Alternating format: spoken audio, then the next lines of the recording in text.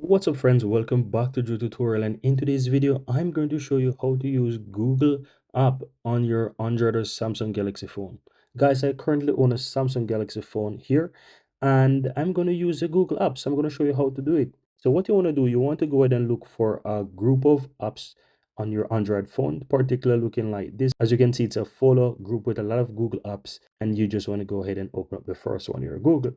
Now from here, it looks just like let's say a little browser or app that shows you all these different kind of updates here from Google News and so forth. So here you have a search that you can use a search. You also have the one that you can use the Google Lens here. You can take a picture here. You have the Google Translate app as well. You can translate stuff. You also have the Google Homework. You can utilize that. And you also have the music, right? So this is a very cool app. On the upper right hand side, you also have notifications, so you can see all of those notifications that you get and so forth. And of course, if you click your profile picture, you will have access to your Google account and you can make changes and go to the settings here.